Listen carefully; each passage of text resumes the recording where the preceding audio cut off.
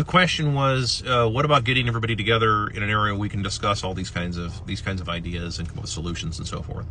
If you're talking about in the physical sense, that's rather dangerous, because if you know, like, all of the stuff that I talk about here is fringe, and it is, right? It is.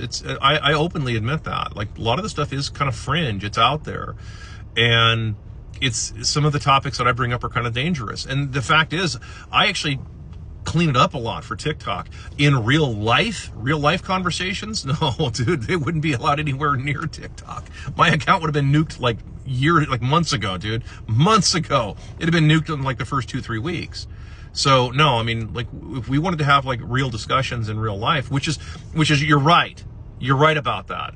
In real life, you can actually have real serious discussions. You can actually, and then there's nothing taboo, because you're able to have legit conversations with people, and you're able to have that kind of open dialogue, and you don't have to worry about anybody in the middle. As long as the internet exists like this, there's always going to be somebody in the middle, and that's always a challenge for it.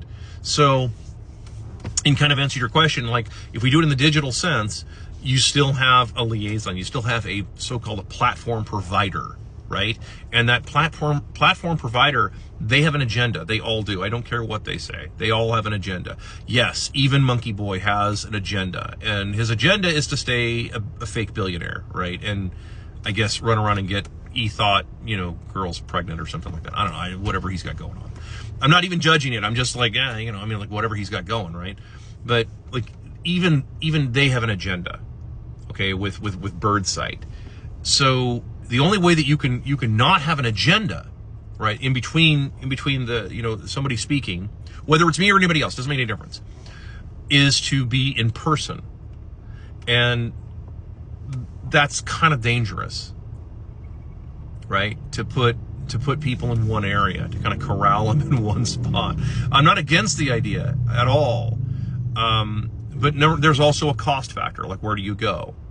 And even the what I would deem like the lightweight right, in my opinion, I think they're kind of lightweights, but the lightweight right out there, even they had a hard time finding like hotel gathering rooms to have, for like Alex Jones or something like that, right? Because no hotel wanted it. It's like this. That's what I'm saying. It's like, so you run into a sort of a problem there.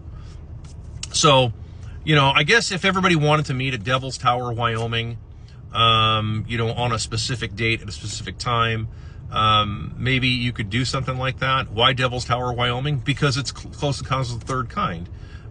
That's duh. So, but if everybody wanted to do something like that, I mean, sure, I suppose. I mean, you'd give everybody like a year notice or something like that, and then spread it out there. And then, of course, the question is that what does it turn into? It'll eventually, unfortunately, it gets turned into a corporate meat grinder.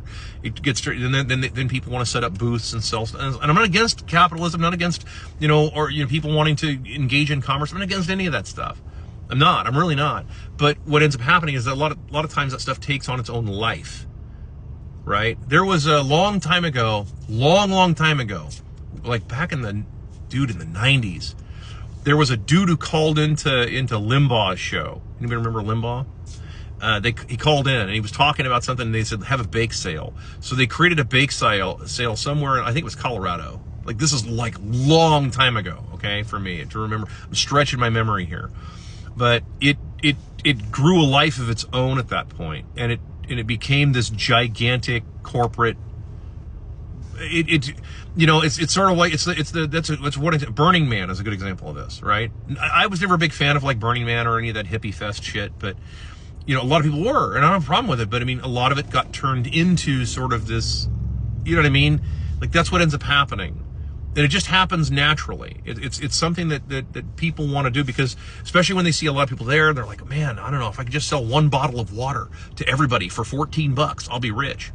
That's what it ends up turning into. So in answer to that question, if there was a way around that, sure, maybe. But I don't know that. I think that we're probably past that point, the Gandhi phase. Maybe. I don't know. Where it's like, okay, everybody go on a fast.